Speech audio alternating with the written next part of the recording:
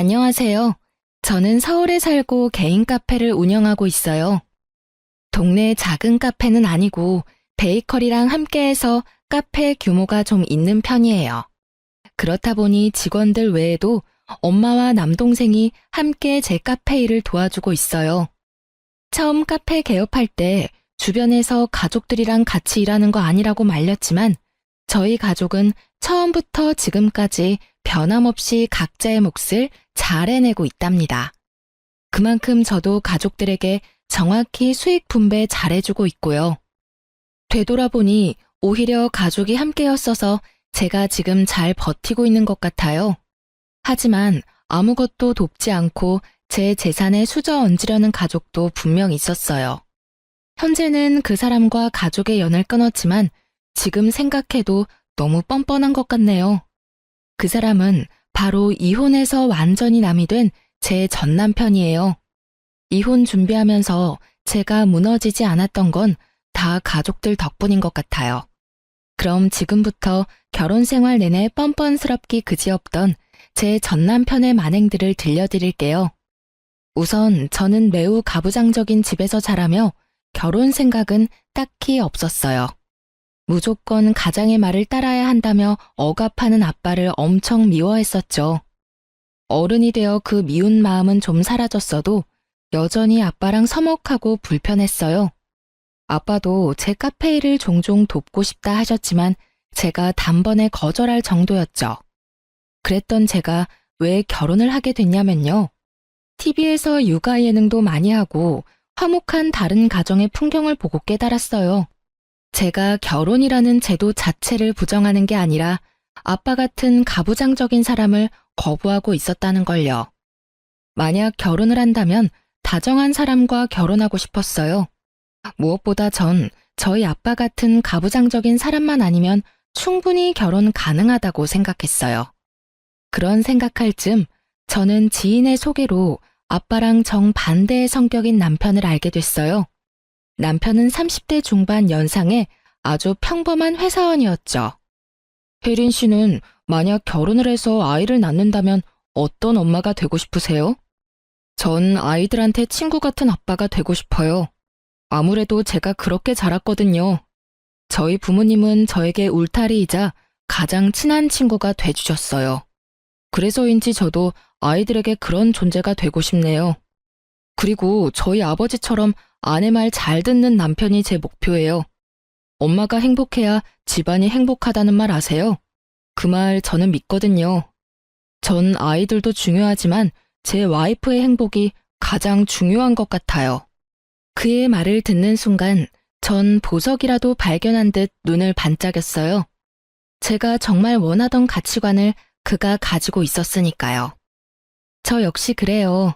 아이들에게 권위적인 부모가 되고 싶지는 않아요. 사실 저는 어렸을 때 아빠가 너무 엄하게 키우셔서 사이가 대면대면 하거든요. 제 아이들은 그런 환경에서 자라지 않았으면 해요. 대화할수록 남편이 저와는 정반대의 집안 환경에서 자랐구나 느꼈어요. 화목하고 친구 같은 부모님 밑에서 자라서인지 남편은 엄청 다정했고 말투나 행동에 애교가 뚝뚝 흘러넘쳤죠. 이 사람이면 충분히 내 트라우마를 치유받고 잘 살 수 있겠구나 기대감마저 들었어요. 남편은 시부모에게 딸같이 귀여움받고 자란 외동 아들이었어요. 시부모 역시 평범하고 퍽 다정한 분들이었죠. 특히 시부는 외동 아들만 평생 바라보다가 제가 나타나니 엄청 좋아하며 딸 대하듯이 살뜰히 대해주시더군요. 그래서 저는 시댁 예쁨 받으며 아들, 딸 여럿 낳고 오순도순 남편과 평범하게 잘 살아보고 싶었어요. 저희 아빠한테 이상적인 가정의 모습을 보여주고 싶은 마음도 있었고요. 아빠 당신처럼 권위적이지 않아도 충분히 잘 살 수 있다는 걸 말하고 싶었거든요. 결혼 후 신혼 때는 부부관계에 아무런 탈 없이 잘 살았다고 자부할 수 있어요. 물론 생활 습관이나 살아온 방식이 다르니 맞춰가는데 시간은 좀 걸렸지만요. 맞춰가는 과정에도 남편은 결혼 후에도 여전히 다정하고 유순한 사람이었어요. 그런데 결혼 2년 차 접어들면서 갑자기 남편은 전에는 안 보였던 모습들을 점점 보이기 시작했어요. 제가 알던 사람이 맞나 싶을 정도로 다른 사람처럼 굴었죠. 남편이 변화하기 시작한 그 발단은 바로 헬스장이었어요. 집 앞 가까운 헬스장에서 가끔 운동하던 남편은 언젠가부터 집과는 거리가 있는 새로운 헬스장을 다니기 시작했어요. 여보, 요즘 계속 늦네? 저녁 준비하고 한참 기다렸잖아. 미안. 나 헬스장 가서 운동하고 오느라 늦었어. 그럼 미리 좀 연락해주지. 근데 헬스장 코앞인데 왜 이렇게 늦게 왔어? 내가 말 안 했었나? 나 헬스장 옮겼어. 어디로? 집 앞에 바로 앞에 헬스장 있잖아. 거긴 너무 낡아서 운동이 제대로 안 돼. 헬스장도 시설이 좋아야 운동할 맛이 나더라. 땡땡동에 새로 생긴 헬스장인데 퇴근하고 들리기 딱 좋아. 땡땡동이면 당신 회사에서 우리 집까지 오는 길은 아닌 것 같은데? 뜬금없이 낯선 동네에서 운동을 한다는 남편의 말에 저는 갸우뚱했어요. 도로에서 낭비하는 시간 계산에서 너무 비효율적이라며 잔소리도 물론 했었죠. 하지만 남편은 본인 유일한 취미 생활이니까 터치하지 말라며 특유의 애교스러운 말투로 어영부영 넘어갔어요. 뭔가 마음 한구석에 찝찝함이 남았지만 저는 남편의 뜻을 존중하기로 했어요. 하지만 헬스장을 옮긴 이후부터 남편은 결혼 생활에 최선을 다하지 않았어요. 늦을 때면 늦는다고 연락은 꼬박꼬박 해줬지만 그 빈도가 너무 잦았던 거죠. 나 오늘 늦어. 또? 요즘 너무 자주 늦는 거 아니야? 좀 봐주라. 회사에서 스트레스 잔뜩 받아서 운동으로 풀어줘야 해. 그렇다고 내가 술을 먹으러 가는 것도 아니잖아. 남편은 업무 스트레스를 이유로 일주일 중 거의 5일을 아주 늦게 집에 들어왔어요. 회사에서 야근할 때보다 더 늦게 왔고 저녁은 당연히 밖에서 해결했죠. 저는 그런 남편이 걱정되면서도 저녁을 함께하는 밤이 손에 꼽을 정도로 줄어들자 많이 서운도 했어요. 나름 불타올랐던 저의 신호는 이렇게 끝나는 거구나 싶었고요. 하지만 남편은 저녁 따로 차릴 필요 없어서 얼마나 좋냐며 오히려 제게 핀잔을 줬죠. 나처럼 알아서 끼니 해결하는 남편이 얼마나 귀한지 당신 모르지? 삼시세끼 부인한테 얻어먹는 남자들 난 한심해 죽겠어. 당신은 나같이 배려심 깊은 남자 만난 거 복 받은 줄 알아. 그렇게 남편의 말을 듣다 보면 제가 속 좁은 여자가 되는 느낌이었어요. 그래서 더 남편에게 싫은 소리도 잘 못했던 것 같아요. 한 번은 남편이 제게 이러더군요. 너는 왜 전업주부도 아닌데 그렇게 퍼지는 거야? 살도 결혼 전보다 훨씬 많이 찐 것 같아. 그런가? 요즘 몸이 좀 무거워진 것 같았는데 조금 쪘나 봐. 아무래도 우리 카페에 맛있는 게 많잖아. 조금 찐 건 아닌 것 같은데?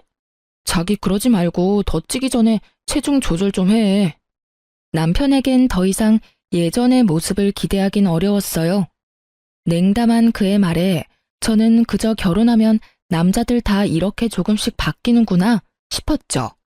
그런데 체중 조절하라는 말은 여자로서 은근히 듣기 서운했지만 저는 그때까지도 제 건강을 걱정하는 남편의 마음이라 착각했어요. 당신 진짜 그만 좀 먹고 살 좀 빼. 남편의 이 호통을 듣기 전까지는요. 남편이 어느 날 밥 먹는 제 뒤통수에 대고 이렇게 버럭하더군요. 남편은 참다 입이 터진 사람처럼 그 말을 시작으로 제게 여러 말을 내뱉었어요. 살이 찔 대로 쪘는데 결혼했다고 관리 안 하는 모습이 정 떨어진다 했고 결혼 전에는 날씬하진 않았어도 보기 좋은 라인이었다 했던 것 같아요. 혼자 흥분해서 할 말 안 할 말 구분 못하는 남편을 지켜보자니 그동안 제게 살 빼라는 말들이 정말 진심이었구나 싶었죠. 또 제 건강보다는 미용 목적으로 빼라는 거였음을 알아들었고요. 아무래도 제가 저희 카페 신제품 시식도 많이 하는 편이고 하루 종일 서 있다 보니 체력 소모가 심한 만큼 단 걸 자주 먹긴 해요. 하지만 남편에게 타박을 들을 만큼 결코 살이 찌진 않았거든요. 남편의 말을 그동안 좋게 웃어넘겼더니 이날 제게 선을 넘은 거였죠. 저는 참지 않고 정상 체중인 나한테 뭘 자꾸 그렇게 살 얘기를 하냐고 바로 따졌어요. 저도 그 순간 욱해서 남편에게 할 말 다 했어요. 당신 밥 먹는 사람 뒤통수에 대고 그게 무슨 행동이야? 아니, 그럼 어떤 남자가 자기 마누라 몸무게 앞자리 6인 걸 좋아해? 내 말이 틀려? 여자 몸무게 6은 좀 진짜 아니지 않냐? 제가 따져들자 남편은 잠깐 주춤했지만 여전히 제게 잘못이 있다는 듯 저를 나무랐어요. 저는 굴하지 않고 제 키 165에 몸무게 60kg는 지극히 정상이라며 남편에게 마구 쏘아붙였어요. 그리곤 남편에게 본인 뱃살이나 잘 관리하라고 콧방귀를 꼈죠. 남편에게 집에서 밥 안 먹고 밖에서 도대체 뭘 사 먹고 돌아다니길래 운동하기 전보다 살집이 붙었냐며 은근히 골려줬고요. 제 말에 남편은 얼굴이 홍당무가 되어 아무 말 못하더군요. 남편이 운동을 하고는 있어도 당장 큰 변화는 없어 보였거든요. 아무래도 아저씨들이 회사 다니며 금방 좋은 몸 만들기 어렵잖아요. 유치하지만 저는 남편이 제게 하는 그대로 똑같이 비아냥댔어요. 이봐요, 나도 배불뚝이 남편 싫네요. 난 운동 많이 하니까 그만큼 많이 먹게 되는 거지. 그 후로 남편의 입에선 체중 조절 이야기는 쏙 들어가더군요.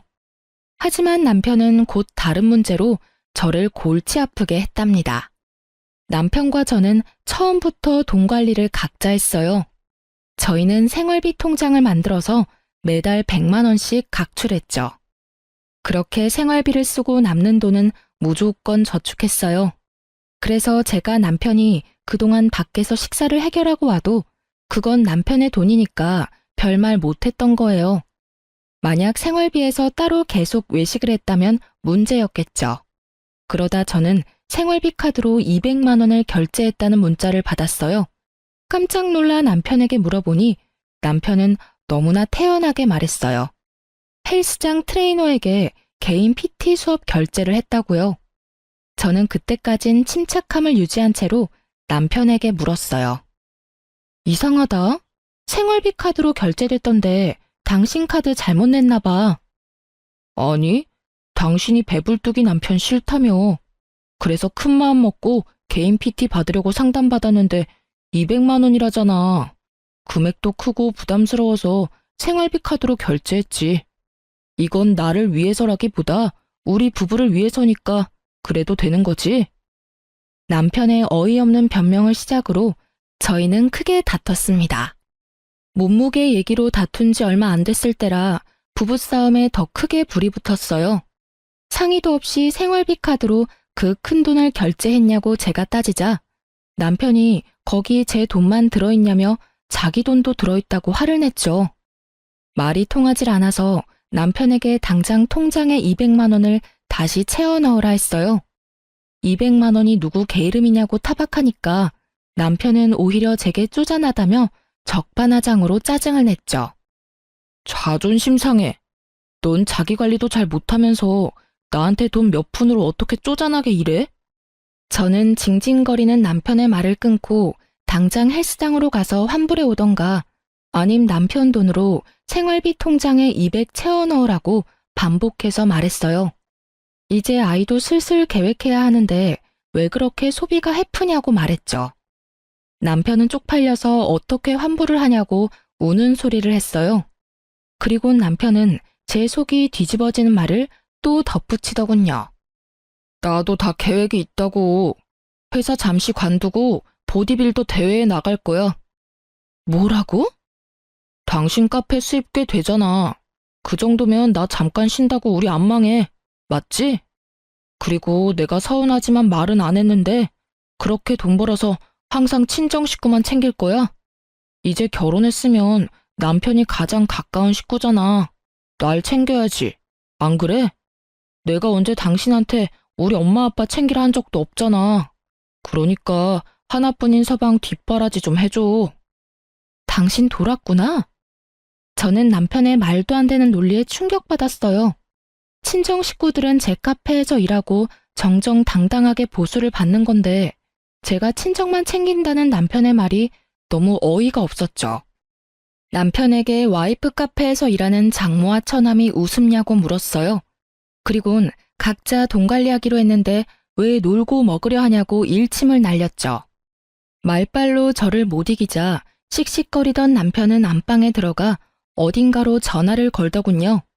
통화 소리를 엿들어보니 시모랑 통화하는 듯 했어요. 그때까지는 시모를 믿었어요. 정신 나간 본인 아들 바로 잡아줄 거라고요. 그런데 얼마 후 시모가 득달같이 달려와서 제게 쏘아붙였어요. 남편은 조금씩 변한 모습을 보였지만 그렇지 않았던 시모가 갑자기 180도 다른 모습을 보이자 더 놀랍긴 했어요. 평소에 시모랑 사이가 엄청 좋지는 않아도 나쁜 편도 아니었으니까요.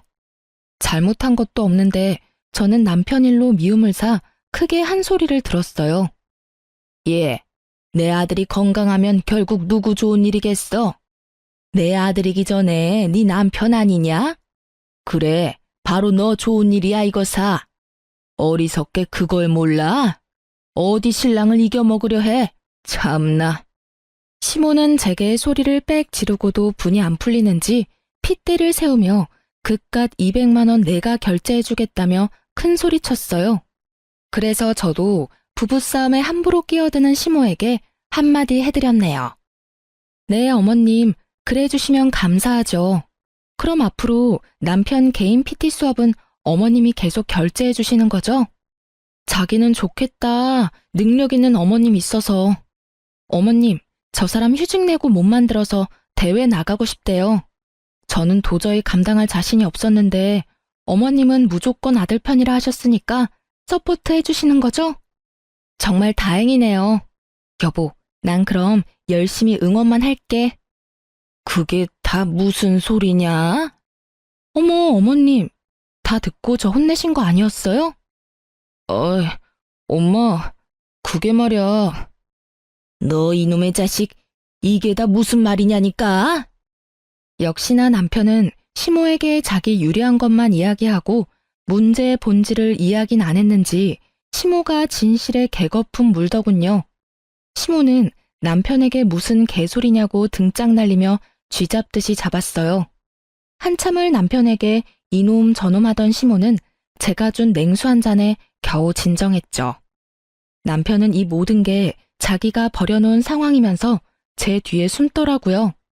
시모는 제게 쓴소리한 게 이제야 머쓱한지 작게 웃으며 말했어요. 남자들 전부 결혼해도 철 안 든다고요. 덩치 큰 아들 한 명 키우는 거나 마찬가지이니 제게 고생을 하며 덕담 아닌 덕담까지 해줬고요.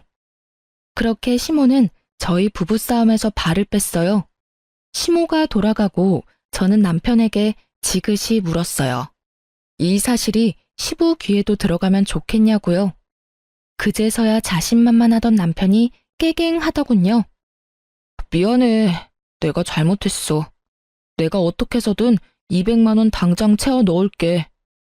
그 뒤로는 뭐 남편 돈으로 PT 받는 건 일절 터치 안 했어요. 다만 회사 휴직 안 하는 조건만 내걸었죠. 본인 돈과 시간을 쪼개서 대회 준비한다고 약속했기에 저는 눈 감아주기로 했죠. 알아보니까 피트니스 대회 준비가 몇 년이 아니라 몇 개월만 돈과 시간을 소비하는 거더라고요. 그래서 나름대로 남편이 이번 해에 운동을 배우고 몸을 만들어가며 이루고 싶은 게 뭔가가 있나 보다 했어요. 거기까진 양보해주려고 더 이상 캐묻지도 않았고요. 근데 그게 화근이었나 봅니다. 지금 생각하면 그땐 제가 꽤 현명한 아내라고 착각도 했어요. 정확히 어디서부터 잘못된 건지 핵심을 모르고 문제를 해결했다고 생각했으니까요. 그렇게 6개월 정도 더 지났을까요? 보디빌더 대회 나가고 싶다던 남편은 이상하게 살이 뒤룩뒤룩 쪄갔습니다. 남편은 퇴근하고 1:1 PT 수업을 받고 또 개인 운동까지 하고 와서 늦게 오기 일쑤였는데 말이죠. 저로서는 급속도로 살이 찐 남편이 너무 이해가 안 됐어요. 혹시나 헬스 트레이너에게 사기를 당한 걸까? 이제서야 걱정도 됐죠. 제가 왜 살이 더 찐 것 같냐고 남편에게 물으니 남편은 엄청 해맑게 말했어요. 구야, 운동하는 만큼 먹어서 그렇지. 근데 살만 찐 게 아니라 근육도 쪘어. 그래 보이진 않는데? 근데 트레이너 말이야. 믿을 만한 사람이야? 경력은 얼마나 됐어? 남자야, 여자야? 그걸 왜 자기가 궁금해해? 믿을 만한 사람이니까 내가 큰돈 결제했지. 왜 내가 궁금해하면 안 돼? 내 돈으로 결제한 건데 신경 쓰이게 터치하지 마. 그러니까 당신 돈이랑 시간 써가며 운동하는 건데 나도 걱정되는 거 당연하잖아. 혹여나 이번 시즌 못 나가서 다음 시즌에 나간다 하면 또 비용이랑 시간이 들 텐데 감당할 수 있어? 잔소리. 당신 말이야. 돈 보태주고 잔소리해. 뭐? 무슨 그렇게... 왜? 그때 남편과 같이 생선조림을 먹고 있었는데 제가 그만 헛구역질을 해버렸죠. 돌이켜보면 그 헛구역질 덕분에 제가 모든 진실을 마주할 수 있었어요. 갑자기 왜 그래? 체한 건가? 왜 이렇게 맛이 비린 것 같지? 음식이 이상한 건가? 자기 입맛엔 괜찮아? 가슴을 꾹 누르고 있는 저를 보며 남편은 벼랑간 젓가락을 거칠게 내려놓고 정색했어요. 너 설마 임신이야? 그 말을 듣고 보니 저 또한 임신일 수도 있겠다 싶었어요. 아차 싶은데 식탁 맞은편에 예민하게 부릅뜬 눈을 한 남편을 보고 좀 어이가 없더라고요. 앙칼진 목소리까지 누가 봐도 임신을 반기는 사람의 눈치는 아니었으니까요. 저는 곧바로 남편에게 지금 반응이 그게 뭐냐고 대놓고 서운해했어요. 남편 놈은 그제서야 굳었던 표정을 풀고 당황해서 허둥지둥 하더군요. 남편은 아직은 애를 가지면 안 된다고 병원부터 가보라고 제게 얼버무렸어요. 남편의 행동이 보통 그런 상황에서 나올 평범한 반응이 아니니까 갑자기 엄청 불안했어요. 게다가 남편은 누구보다 아이들을 좋아하는 사람이었거든요.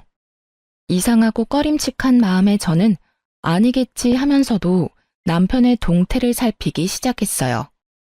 아니나 다를까 안 좋은 예감은 정확히 들어맞았어요. 그날 새벽에 몰래 통화하러 나가는 남편을 딱 발견했거든요. 남편은 통화하는 상대에게 저를 66 사이즈라고 칭하고 있었어요. 저는 그 순간 자존심, 자존감, 신뢰 모든 게 다 무너졌죠. 자기야, 미안해. 66 사이즈가 오늘따라 늦게 잠들어서. 아니, 그리고 저녁 먹는데 갑자기 헛구역질을 해대서 나 깜짝 놀랐잖아. 난 아직 자기랑 넓은 세상을 더 즐기고 싶은데 벌써 애 아빠가 된다니 상상도 하기 싫어. 여보, 여기저기 저와 비슷한 사연 들어보면 녹음이나 촬영해서 증거부터 잡는다는데 저는 바보같이 심장이 땅에 곤두박질 치는 느낌에 저도 모르게 그만 그 순간 남편을 불러버렸네요. 저를 66 사이즈라 부르다 딱 걸린 남편놈은 허겁지겁 통화를 끊고 오해라며 무릎 꿇고 빌더군요. 저는 아무런 액션을 취하지 않고 그저 여보라고 부르기만 했는데 제발 저린 남편의 행동을 보고 역시 바람이구나 확신했어요. 그날의 충격은 정말 뒤통수를 망치로 맞은 듯 컸어요. 제가 따지고 묻질 않았는데도 남편의 입에선 술술 바람핀 이야기가 나오더군요. 그놈의 변명은 이러했어요. 집 앞 낡은 헬스장에서 운동하는 게 불만이었는데 인터넷에서 새로 생긴 땡땡 헬스장을 추천받았다네요. 젊은 사람들이 많아서 그 에너지를 느끼고 싶어서 갔는데 마침 그 새 헬스장에서 운동하다가 만난 여자랑 친해졌대요.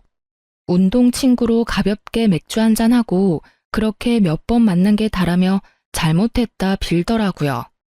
뭐 그 뒤로는 뻔한 남잡힌 남자들 대사였어요. 잠깐 만났어도 깊은 관계 아니라고 정리하겠다 하더군요. 저는 끓어오르는 분노를 누르고 남편에게 물었어요. 어떻게 깊은 관계 아닌 사람한테 자기라고 부르냐고 말이죠. 그러자 남편은 헬스장에서 회원들끼리 성별에 상관없이 서로 자기자기 한다고 말도 안 되는 변명을 늘어놓더군요. 저는 제게도 이런 상황이 일어날 줄 정말 몰랐어요. 믿을 수 없는 현실에 잠시 멍 때리다가 변명하는 남편놈의 멱살을 잡고 미친 듯이 흔들었습니다. 남편이 저보다 훨씬 덩치가 있는데도 그 순간은 제게 설명할 수 없는 초인적인 힘이 생기더군요. 뭐라고? 야, 네가 인간이야? 어? 그 자리에서 남편에게 반협박으로 상간녀에게 전화 다시 걸라고 했어요. 당장 전화하지 않으면 이혼하겠다고요. 뭐 속으로는 전화를 하든 안 하든 이혼을 결심했지만요. 이혼이라는 말에 남편은 떨리는 손으로 상간녀에게 전화를 걸었어요.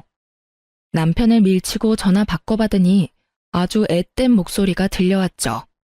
오빠, 갑자기 전화 왜 끊었어? 혹시 66 사이즈 일어난 거야? 설마 들킨 거 아니지? 야, 너 몇 살이야? 도대체 얼마나 머리가 모자라면 가정 있는 남자를 만나? 제가 흥분해서 소리치자 전화 너머 상간녀는 놀랐는지 전화를 그대로 끊어버리더군요.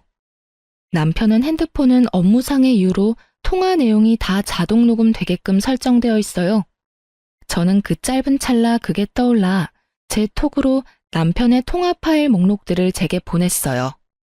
바람이란 건 확실해졌고 제겐 증거가 필요했으니까요. 다행히 제가 증거를 수집하는 동안 남편은 우는 신용을 하며 쥐죽은 듯 바닥에 얌전히 엎드려 있었죠. 정말 내가 잘못했어. 여보. 다시 전화를 미친 듯이 걸자 상간녀는 전화를 받고 이렇게 말했어요. 제가 헬스 트레이너라서 회원님이랑 잠깐 연락 주고 받은 게 다예요. 그러니까 사모님, 제발 이상한 오해하지 마세요. 다 들통난 상황에도 바람을 부정하는 상간녀의 입을 찢어버리고 싶었어요. 하지만 상간녀의 말을 듣고 나니 그동안의 의문들이 풀리긴 했죠. 헬스장에서 PT한답시고 200만 원씩 결제한 건 남편이 상간녀에게 주는 용돈 같은 거였나 봐요. 모든 진실을 알고 나자 더욱 남편이 괘씸했어요. 본인은 회사 관둘 테니 돈 많이 버는 제게 뒷바라지 해달라고 했었던 건 바로 제 돈으로 상간녀랑 바람 피우며 용돈까지 주려고 했다는 사실이니까요. 트레이너? 그래, 뭐가 이상하다 했어. 그래서 매일 늦게 들어왔구나. 그럼 그동안 운동한다고 나한테 거짓말해놓고선 하루도 빼지 않고 매일 저 어린 거랑 붙어 먹은 거네? 게다가 네가 감히 내 돈으로 상간녀랑 호의호식하려고 했던 거지? 남편 놈은 걷잡을 수 없이 상황이 악화되니 본인 핸드폰을 도로 가져가서 숨겼어요. 자기 치부가 이 정도로 다 들통날 줄은 몰랐었나 봐요. 더 이상 변명할 것도 없는지 남편은 침묵으로 일관했어요. 암만 지가 입을 다물어 봤자 저는 이미 짧은 시간 안에 통화 파일 증거도 수집했고 상간녀 번호도 전부 다 외웠지만요. 저는 네가 어떻게 나한테 그러냐며 남편 멱살을 잡고 흔들다가 이윽고 남편의 머리카락을 쥐고선 절대 안 놓아줬어요. 그땐 그냥 제 본능에 충실했어요. 그렇게라도 안 하면 제가 미칠 것 같았거든요. 택시 기사님이 놀라던 말던 저는 그대로 남편 머리채 꽉 쥐고 택시를 급히 타고 시댁으로 갔어요. 그렇게 남편을 짐승 끌듯 끌고 가니 시부모님도 당연히 깜짝 놀랐고요. 시모는 이유를 듣지도 않고 또 무슨 일인데 자기 아들을 잡냐며 부인 잘못 만나서 제명에 못 살겠다고 시부에게 우는 소리 했어요. 그 상황에도 시부는 그만한 이유가 있지 않겠냐고 침착하게 왜 그러냐고 물었죠. 이 사람이랑, 아니, 이 짐승놈이랑 저 이혼하겠습니다. 도대체 왜 그러냐는 시부모의 물음에 저는 남편이 바람났다고 울분을 터뜨렸어요. 그러자 시모 하는 말이 정말 가관이더군요. 어머, 그러길래 임신 좀 서두르지 그랬냐? 애가 있음 남자가 어디 한눈 팔겠어? 뭐라고요? 어머님. 에휴, 저 어른한테 소리 지르는 것 좀 봐. 여보, 가만 보고만 있을 거예요? 예, 얼른 그 손 안 놔? 너 우리 아들 머리털 다 뽑을 셈이냐고. 네, 저 오늘 이 자식 머리털, 닭털 뽑듯 모조리 다 뽑아놓으려고요. 시모는 제게 천박하다, 아둔하다 그런 말들을 쏘아붙였어요. 불난 집에 부채질하는 시모 덕에 저는 젖먹던 힘까지 짜서 남편 머리채 신나게 흔들었어요. 시부는 너무 놀랐는지 말을 잃고 그 광경을 잠자코 지켜봤어요. 시모는 제게 쉽게 다가오지는 못하고 대신 시부에게 말려보라며 시부 몸을 흔들었어요. 당연히 저는 팔은 안으로 굽는다고 시부 역시 남편 편들겠지 싶었죠. 그런데 시부는 평소에는 온화했지만 도덕성을 굉장히 중요하게 생각하는 사람이었어요. 기본 예절을 어기거나 법을 어기는 걸 제일 싫어하는 분이셨죠. 시부는 남편에게 집안 먹칠을 해도 유분수라며 어디 이딴 짓을 벌이느냐 했어요. 그리곤 남편 놈에게 신혼집 해줬던 거 그대로 뱉으라 선언했죠. 남편은 제게 머리채 잡힌 상태로 그런 게 어딨냐고 침 튀기며 시부에게 대들더군요. 그 순간 저는 시부라도 제 편을 들어줘서인지 속의 응어리가 조금은 풀렸던 것 같아요. 남편에게 귓속말로 한심한 자식이라며 작게 욕짓거리를 내뱉고 저는 남편을 시댁 거실에 내팽개쳤어요. 그리고 시부에게만 작게 인사를 하고 시댁을 그만 나서려고 했어요. 시모는 나가려는 저를 붙잡고 끝까지 남자가 그럴 수도 있지 않냐며 본인 아들 편들더군요. 그래서 시모에게 정확히 이렇게 말해줬습니다. 아, 남자가 그럴 수도 있는 거면 아버님이 바람펴도 무조건 용서한다는 뜻이죠? 뭐? 너 정말 어디 재수 없는 소리를 해? 그러니까요. 왜 바람은 저놈이 폈는데 왜 계속 저한테 재수 없는 소리를 하세요? 아무 말 못하고 벙쪄있는 시모와 바닥에서 저를 원망스럽게 쳐다보는 남편 놈을 비웃어 줬답니다. 제가 시댁에서는 센 척 다 했지만 막상 저희 집 가는데 이상하게 몸이 벌벌 떨리더군요. 다름 아니라 남편과 결혼할 때 아빠가 저희 부부에게 이렇게 말한 적 있거든요. 내 집안에 이혼이란 없다. 절대. 그러니까 두 사람 잘 살아야 해. 만약 이혼을 언급하면 어릴 적 안 좋았던 아빠의 모습이 나오지 않을까 걱정도 됐어요. 친정에 도착하니 부모님은 어쩐 일이냐 물었고 저는 도무지 입이 떨어지질 않더군요. 아빠의 얼굴을 보자 이혼한다는 말이 저절로 삼켜지더군요. 잘못은 남편이 했는데 왜 내가 떨어야 하나 속으로 억울도 했어요. 맨몸으로 갑자기 찾아온 딸을 보고 부모님은 일단 걱정하는 눈빛이었어요. 저는 힘없이 남편이랑 싸워서 왔다고 말했어요. 의외로 아빠는 알겠다며 쉬라고 별 말씀 안 하시더군요. 그렇게 며칠 일도 안 가고 저는 친정에서 마음을 추스리고 있었어요. 제가 회복하는 동안 남동생과 엄마가 아무것도 묻지 않고 카페 일을 도맡아서 했죠. 저는 혹시 몰라서 산부인과도 다녀오고 흥신소에도 의뢰를 했어요. 상간녀의 정보가 더 필요했거든요. 혹시나 잠자코 있다가 이혼할 때 제가 되려 남편에게 당할 수도 있고요. 하지만 제게 제일 큰 숙제는 부모님께 어디서부터 어떻게 말을 꺼내야 할까였어요. 그렇게 고민하고 있는데 남편 놈이 겁도 없이 친정에 제 발로 찾아온 거예요. 아마 저희 아빠가 이혼은 절대 안 된다고 말했던 걸 기억하고 있었나 봐요. 남편은 다짜고짜 무릎까지 꿇고 아주 영악한 악어의 눈물을 흘렸어요. 그 모습 보니 제가 피해자가 아니라 누가 보면 본인이 피해자인 줄 알겠더라고요. 장인어른, 장모님, 제발 저 좀 도와주세요. 저 사람이 저랑 이혼하려나 봅니다. 뻔뻔하기 그지없는 그 꼴을 보는데 속이 뒤틀리며 저는 또다시 헛구역질을 해버렸어요. 그랬더니 남편은 후다닥 제게 달려와 애틋하게 제 손 붙잡고 다정하게 말하더군요. 여보, 산부인과는 갔어? 임신이면 정말 이러고 있으면 안 되지. 그게 네가 할 말이야? 여기가 어디라고 찾아와. 넌 그냥 엿이나 먹어. 당연히 친정아빠는 제 언행을 보고 깜짝 놀라서 무슨 일인데 남편한테 그렇게 험하게 말하냐고 했죠. 아무리 둘이 싸웠어도 방금 한 말은 듣기 좀 그렇구나. 남편은 장인어른이 자기 편을 들어주고 저와 대립하자 갑자기 의기양양해 보였어요. 장인어른, 저 너무 억울합니다. 제 말 좀 들어주세요.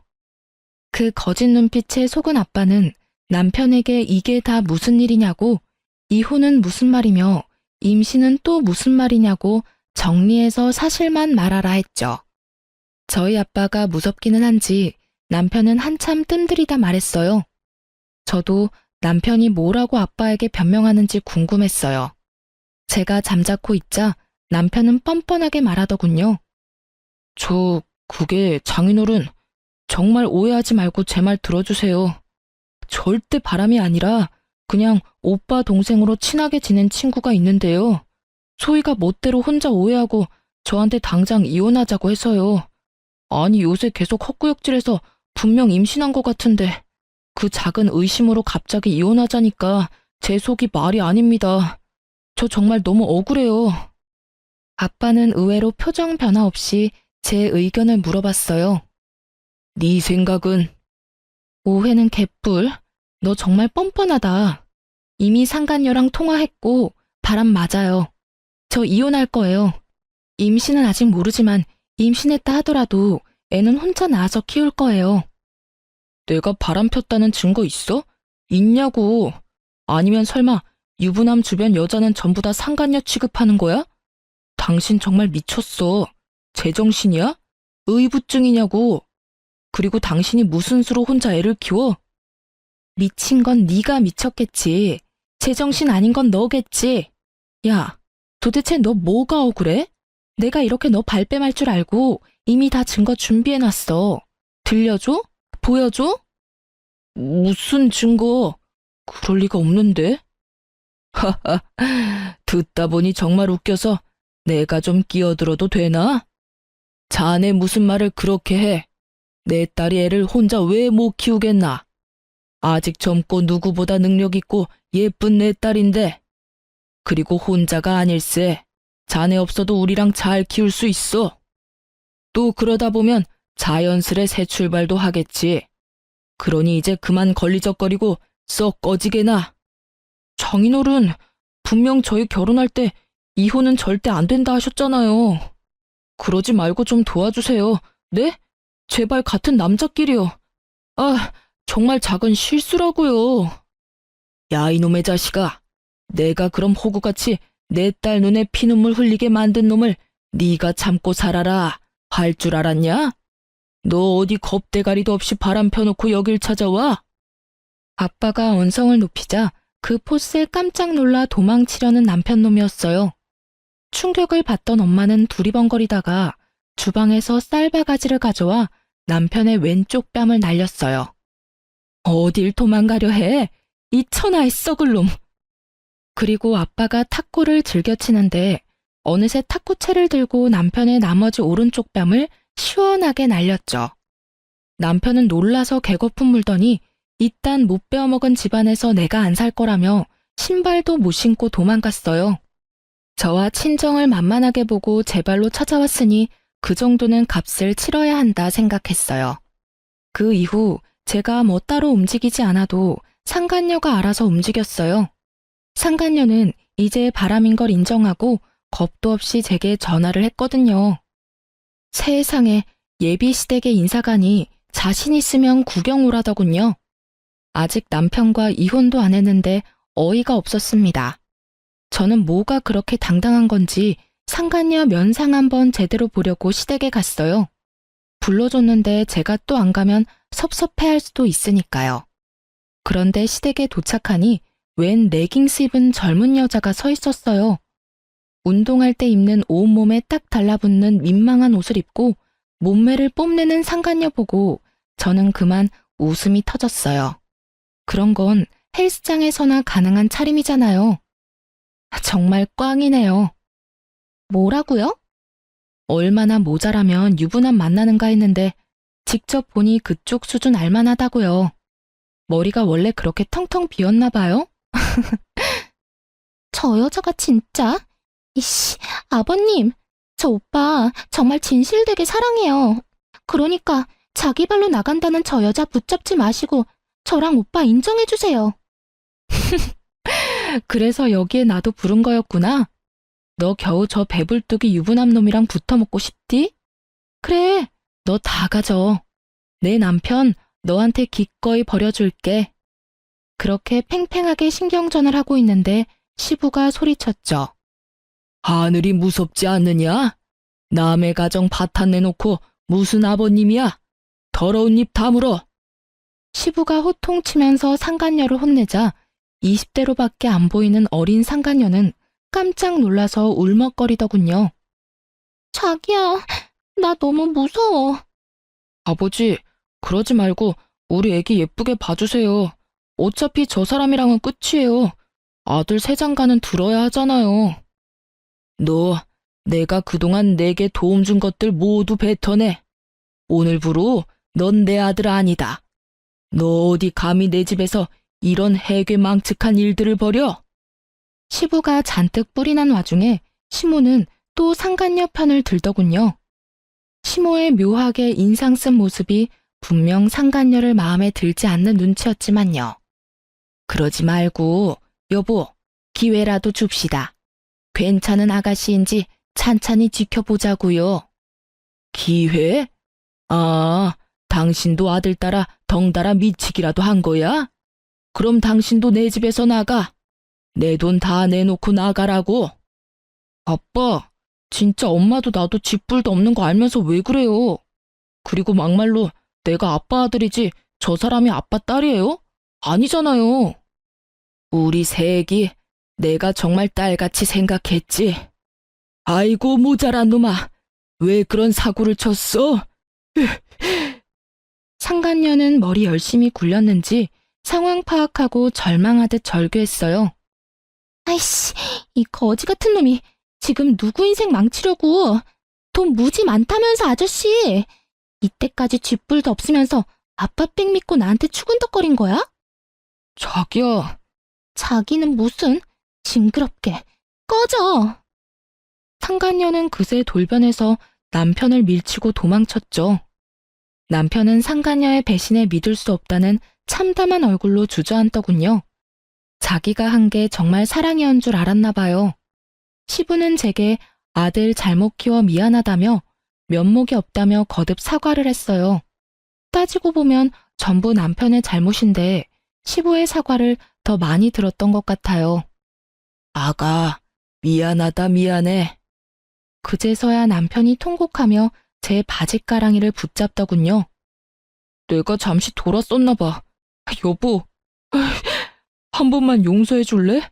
아버지, 제가 잠시 꽃뱀한테 홀려서 정신이 나갔어요. 이제 정말 정신 차리고 똑바로 살게요. 못난 놈, 이미 너는 돌아올 수 없는 강을 건넌 거야. 여보, 말을 또 뭘 그렇게 해요? 예, 네가 내 아들 한 번만 봐줘라. 내가 지난번에도 말했지만 남자는 다 애라서. 시부와 달리 시모는 여전히 본인 아들만 생각하더군요. 시부에겐 죄송했지만 진절머리 나는 시모와 남편놈 골탕 먹이고 싶었어요. 됐고요. 저 할 말 있는데. 시모의 말을 자르고 저는 아랫배를 조심스레 부여잡았어요. 그리고 잔뜩 처량함을 품은 얼굴로 말했죠. 이혼하고 절대 볼 생각 하지 마. 자격 없는 거 알지? 의미심장한 제 말을 모두가 알아차렸는지 한바탕 더 난리가 났어요.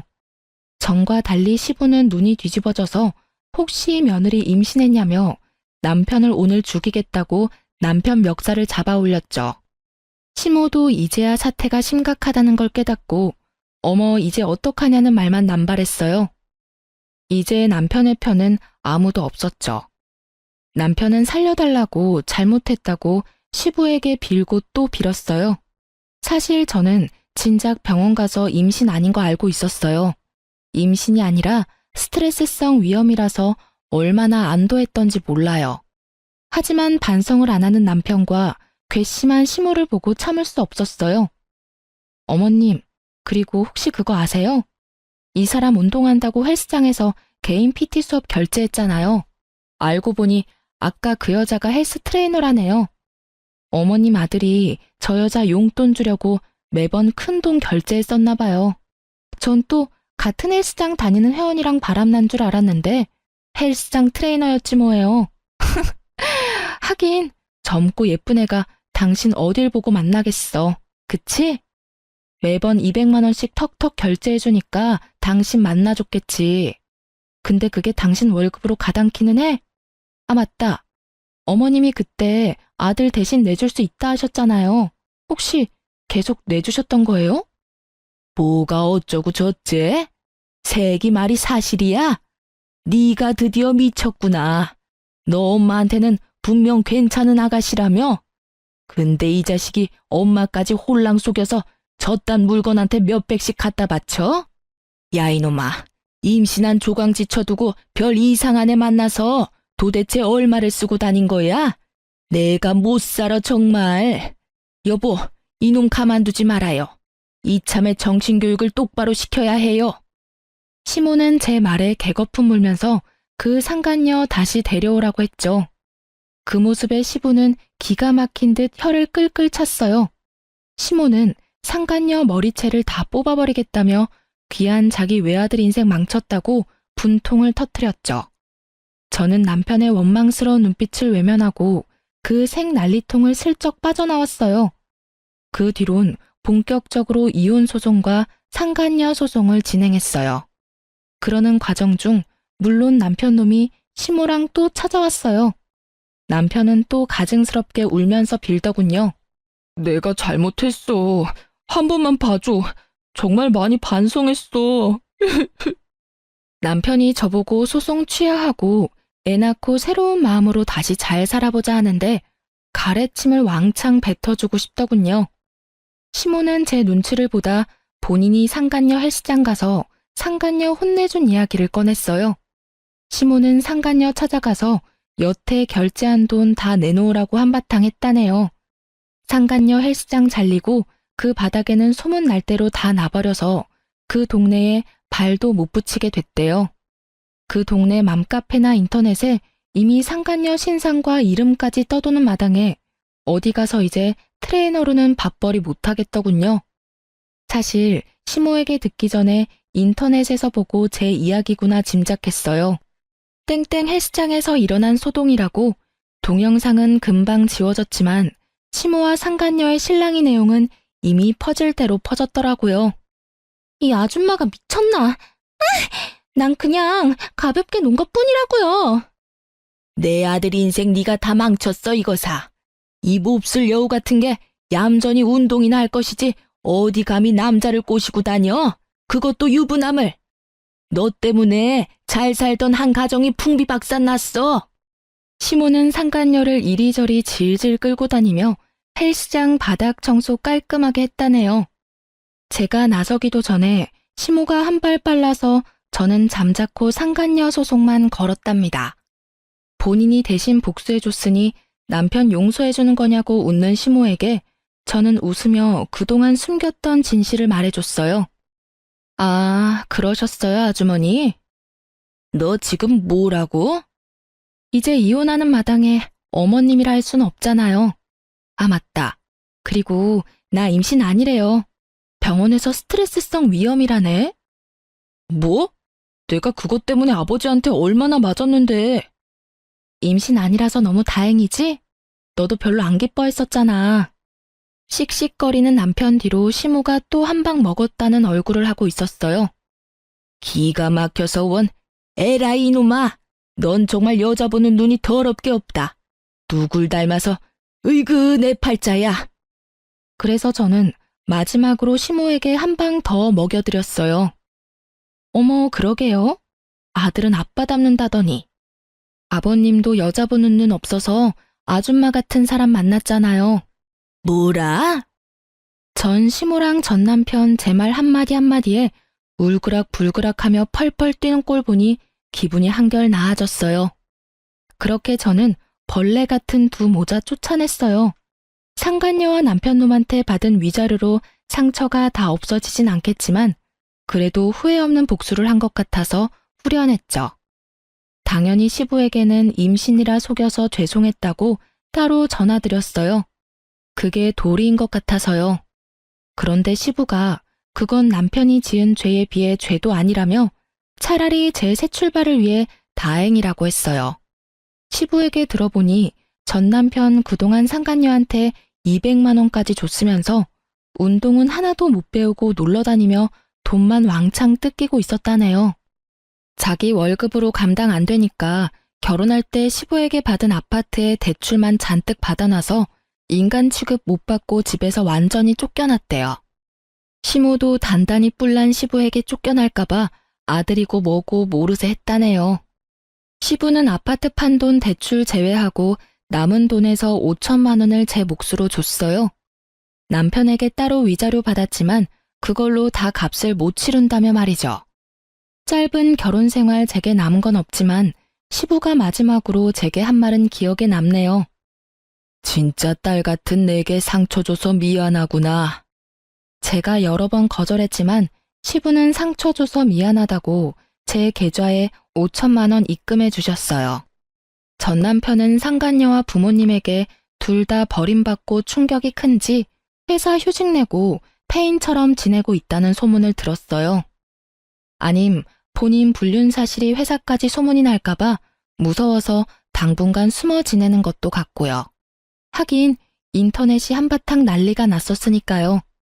저는 그놈 자업자득이라 동정할 생각도 없고 걱정도 안 돼요. 여러분, 이런 제가 정상인 거 맞죠? 남의 불행에 이렇게 마음 편안해도 되는 거죠. 그런 일들을 다 겪고 나니 어쩌면 제가 절대 아빠 같은 남자 안 만날 거야 하는 생각에 사로잡히느라 제대로 사람 볼 줄 몰랐던 것 같아요. 뭐가 더 필요하겠어? 겉으로 다정하고 표현 잘하면 돼. 하곤 남편을 너무나 신뢰했어요. 결혼 전에 남편의 본 모습을 더 알아보지 못한 스스로를 자책도 많이 했어요. 사람 보는 눈 길러야겠다 반성도 했고요. 그래도 아빠 아는 변호사분이 있어서 순조롭게 이혼도 잘 마무리했어요.